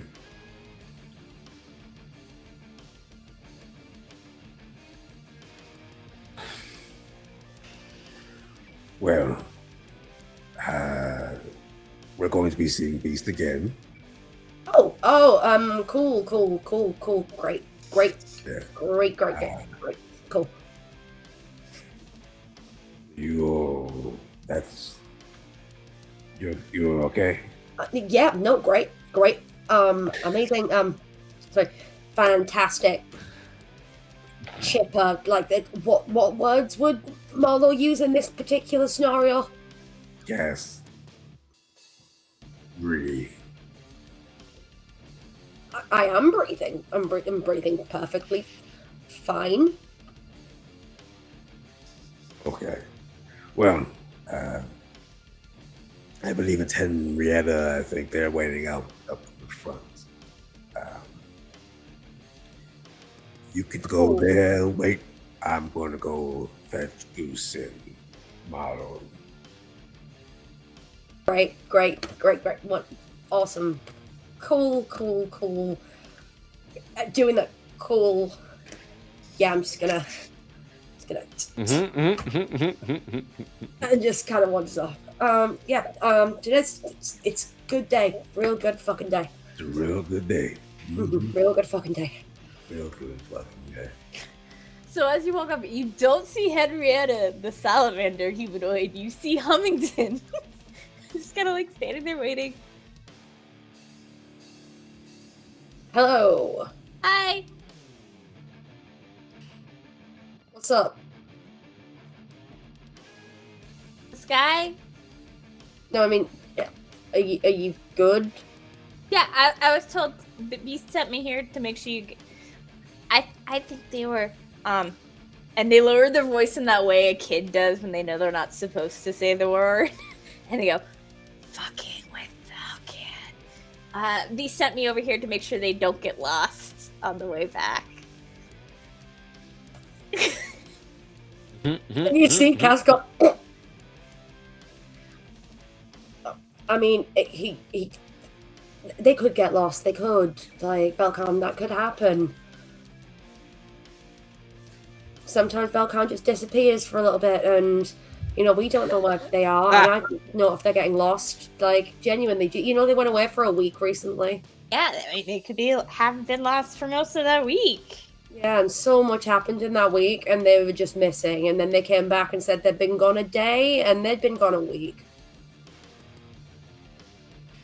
And I think at this point, Hummington notices, how kids' brains work. I don't know how they didn't notice it till this point, but they notice finally the sword on your back and goes, and you can see something click and their eyes get real big. Why are you looking at me like that? What? I'm not looking like anything. Why are you looking at me I like don't that? look like anything. Hummington, I grew up with bird fairies. I know what that look is. I've seen it before. I didn't have a look. That's how you look at it. God, what does that mean, Hummington? Cass is looming over this fairy. She's like, what does that mean? Give me. Oh gosh, you're probably trying to being intimidating. However, unfortunately for you, intimidation is not a skill here. So that's gonna have to be presence. Which honestly is funnier because Cass doesn't have that. You really don't. Cass really doesn't have that. So I think with you looming over it, I think just instinctually Hummington like kind of crouches down into themselves like birds do, where their head gets tucked in and their kind of wings come up and then kind of floof out. But they don't say anything, and they just continue to like not look at you. Don't you floof at me.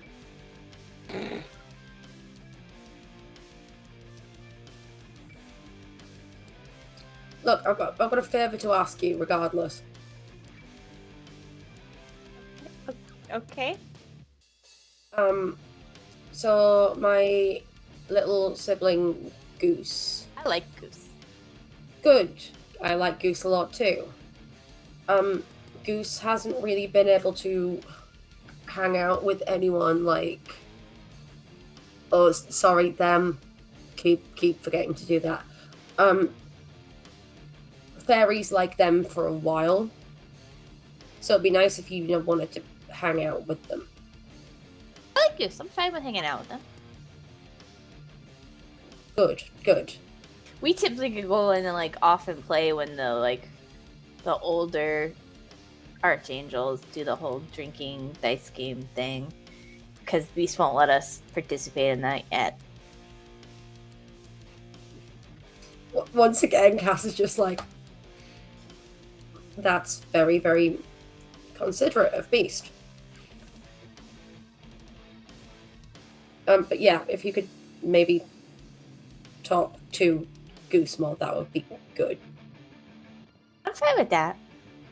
I'm sure the other fairies would like him even if they're not bird fairies, because they're really nice to me. They like me. I'm sure they will be nice. It's just there aren't many. I haven't met any birds for a while. There are a bunch of us in the archangels. Yeah, we kind of grew up in a different environment. And then we kind of had to leave, so. I mean, everyone had to leave because the dragons came out. No, we had to leave from downstairs to upstairs. Yeah, I mean, everyone had to leave from the downstairs to the upstairs because the dragons came out.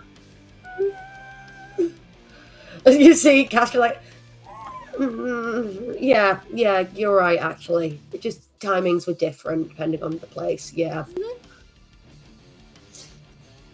And as they keep talking to you, I think at that point, Vel'khan, you quickly see that Marlo is outside Aluda's tent, hanging out and chatting, and you see Goose Goose hugging a tree.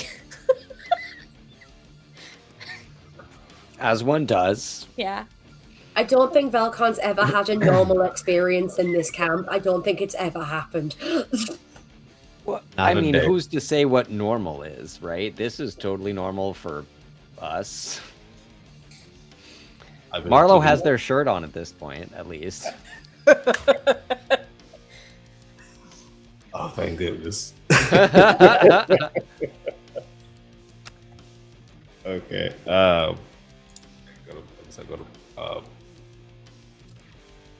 guess I go to Marlo.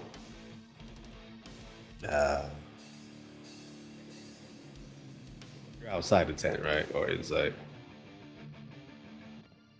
I'm probably sitting right outside and trying to keep a vague eye on Goose. Okay. Marlo. Yes. It looks like we're going to get those dragon scales after all. Oh. Fantastic. Now, look, I don't want you to drink yourself into a complete stupor. Do you need anything from me? Any help or As much as you could possibly muster. Do you have a story for this or something? I'm going into a battle I know I'm going to lose. I think I know just the thing. Well, let's.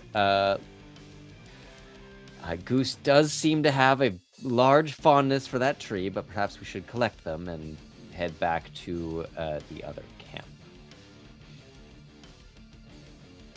Why are they hugging the tree?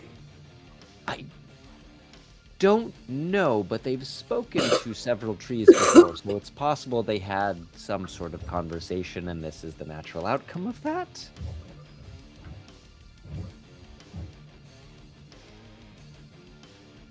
Maybe it's a very friendly tree.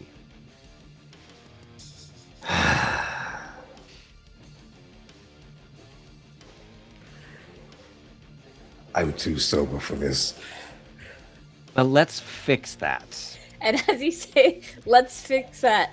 Goose has finished hugging the tree and has put a honey cake at the base of the tree.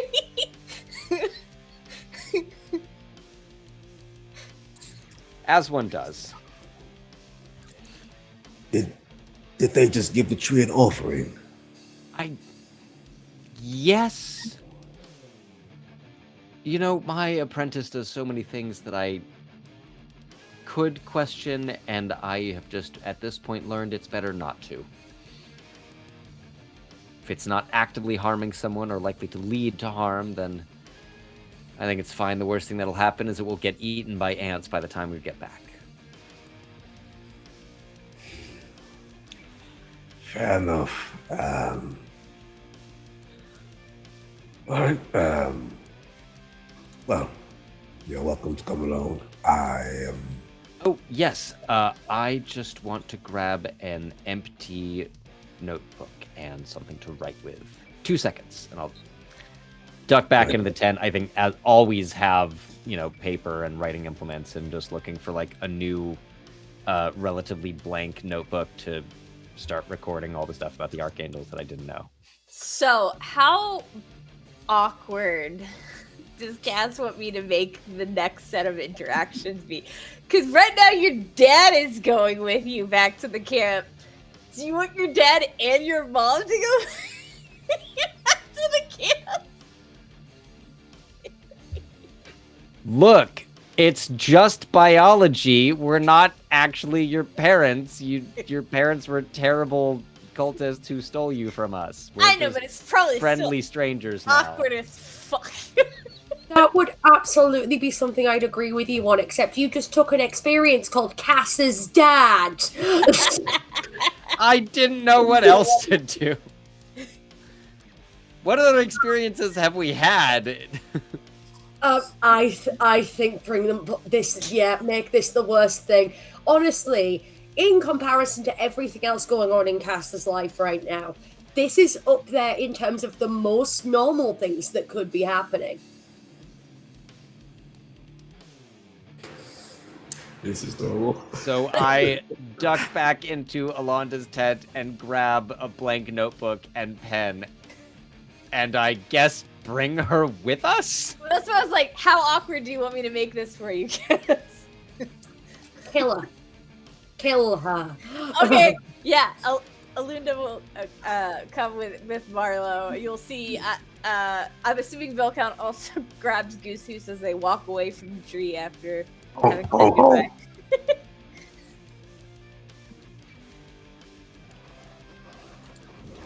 Oh, I couldn't help but notice you. Is this a new friend? it's maybe Mr. Tree. Okay. The trees do not understand the concept of time nor gender. It's a fair assumption.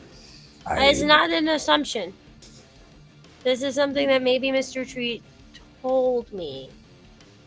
I don't know why everyone assumes thought that way. that animals and plants understand the concepts of gender and time. It's not an assumption, it's a fact. They don't get it. It doesn't make sense. So they told you, or they maybe told you. No, they told me, but the tree's name, I actually was kind of rude. I didn't actually ask the tree's name. So give me 2 seconds. And Goose Goose turns back around to find that same tree and give it a little tap again and be like, hello, I am so sorry. Do trees have the concept of names? What's a name. Okay. So when I call you, can I call you maybe Mr. Tree? And they kind of give you like these flash. You get almost in your mind instead of like words, because I mean they're not speaking out loud to you. You're just communicating with them. You get more like flashes and feelings, like summer breeze and green growing things, and cool water. Is that a name? So actually, I was talking to my new friend Brooke.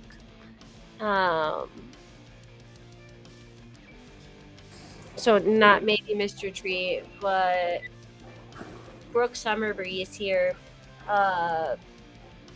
Brook, summer breeze. Brooke Summer Breeze. Yes. If that's the words that go with that, then yeah. All right. Hello, Brook Summer Breeze.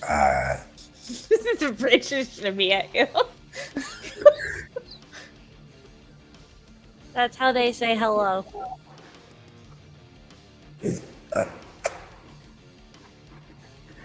It's not the wind. No. But they do say that the wind can feel good, but the wind can also be scary. And that it's okay, and that the bad feelings and good feelings can feel the same sometimes, but it depends about what happens afterwards. I think. Brook Summer Breeze is very wise. Yeah, that's why I talk to the trees. Do you do this often? Yeah, Motorcycle Dave taught me. Did see them attempting to talk to an entire mountainside's worth of trees. I think Vel'khan saw that and just decided not to. It was just Goose being Goose, but now it's some How you context understand behind that it. the trees actually can talk. And that Goose is not crazy. Goose is just communicative. Still Goose being Goose, but Goose is not wrong. Yeah. There's rhymes to this craziness. Did you need something? Are we going somewhere? Yes. The little fairy from Beast is Oh, Hummington! Oh, I said something else before. Okay, Huntington. Yes, they're here. We're going to go visit them again. Hey. I like Hummington. The beast person's kind of scary. You get used to them after a while. Yeah, if you say so. Well, They grabbed a whole dragon by the tail. right. How are you feeling about that? It was really scary, but like I said, Brooke Summer Breeze said that sometimes the scary feelings and the good feelings can be the same feelings. So That is very maybe the scary feelings are just good feelings, and it's okay that the beast person was able to grab a whole dragon by the tail. Oh,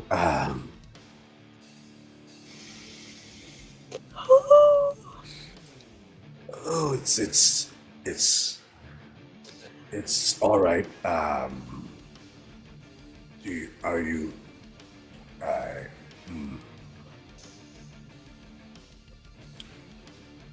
good feeling. It's all right. It's all right. We don't have to look at that or think about that again.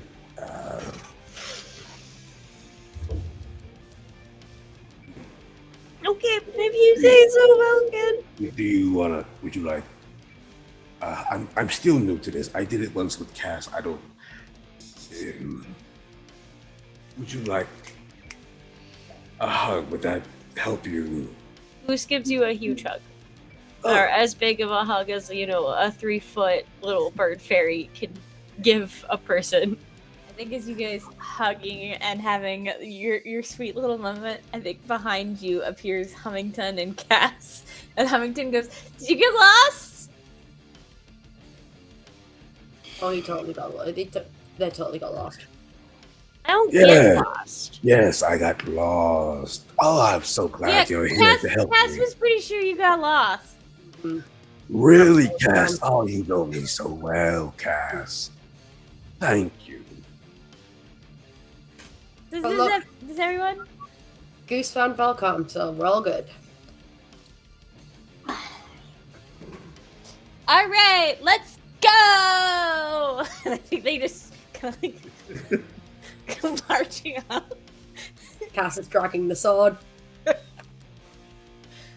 you need help with that? It Nope. seems very- No, I don't. I've got it. I've got it. I will say after that interaction, Cass, you do realize even with the whole like marching away to lead the way, ever so often you do see Hummington like glance over their shoulder at you and the sword, and then just like keep going. Why is the bird kid looking at me like that? That's to Vel'khan. Are they looking at you like what? Keep looking at me and the sword and looking back. Do I look weird? Do I look stupid holding it? You have to tell me if I look stupid when I'm holding it. So You look not stupid. Vel'khan, give me a knowledge roll.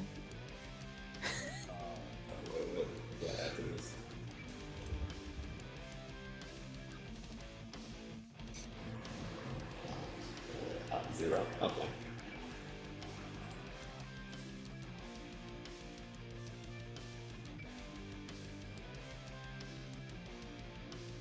Strong 8. Yeah, Cass just doesn't look weird with their sword. There's nothing else. Stop rolling terrible. Maybe you find things out. But Wait. That was 2 4s, dude. oh wait, crit! You're right. Good. Daggerheart, crit. Yeah, you're right. Yeah. It's crits. Oh, thank you. I forgot about that. Everyone forgot about that. Double force, so crit. You remember several things all at the same time, and however you want to disperse this knowledge or acknowledge this knowledge or just I don't know nothing. This. All right. So beasts didn't always have weapons. Sometimes they just went bare knuckles because they're freaking big as shit. And sometimes weapons and armor were in scarce need in the Order of the Maddened because you guys were essentially the fodder for whatever was at the lowest levels. When they did have weapons and armor, beasts didn't share. If it was beasts and you touched it, you got something broken. Not only does Beast not share, I don't think you've ever seen Beast give someone something as far as like weapons or armor. They're very generous as far as like food and alcohol. Like they share that. That's like common stuff. Like you guys all you'd be around the campfire at whatever point in your patrol, and you'd share the pass around the alcohol and the food, and it was communal. But Beast gave Cass their sword.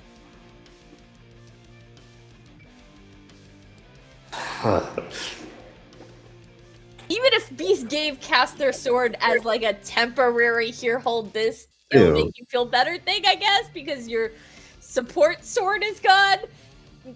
The fact that Beast, one, cared enough about how uncomfortable Cass was being, and two, gave them their weapon, pings you as very weird. Gotcha. Because you've literally seen, like, someone needed a weapon, went to go grab Beast's weapon, and Beast concaved their face in. Like...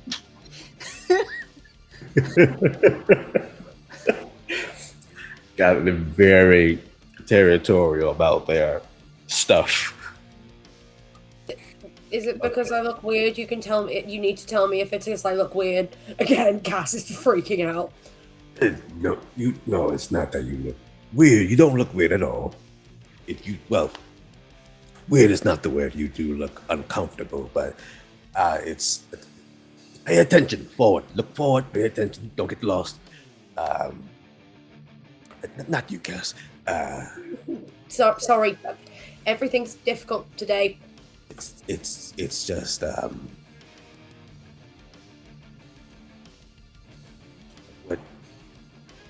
as we're walking, what led to Beast giving you their sword? Dee Dee and Henrietta were touching the sword gun while I still had it on, and I was just gonna stand there and disassociate, the way that I sometimes have to. When the times when I do it because Dee Dee is kind of letting me disassociate and using me as like a little model. Yeah, that was happening, but then I don't know, maybe I just looked uncomfortable because then Beast came over and kind of helped me get rid of the sword gun so they could deal with it together. And then when I said I wanted a sword, because I didn't even say I wanted a sword, I just said that I'm uncomfortable if I don't have one with me, and then Beast just gave me theirs. Beast did all of that. Is that bad? Did I do something? You did something, I suppose, incredible. I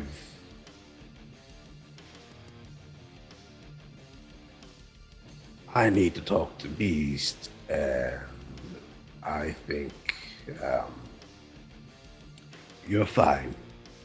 You're good. They said that maybe teach me to jump out of a plane. Beast said they would teach you to jump out of a plane. Well, they said that I probably shouldn't do it on my own, so they're probably gonna have to go with me, and then I might have choked on my own face for a second, but I'm okay now.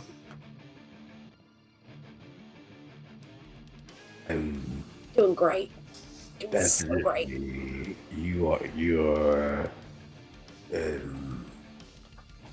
today has been a day for you. Yeah. Different kind of day usual though. Different kind of day. It's been a very different day for you. This isn't your usual kind of day. Very different day, yeah. Not the usual kind of day, the other kind of day. Sword still dragged on the floor. Not that kind of day like last week, yeah. Right. Okay. Well, you hold on to that sword.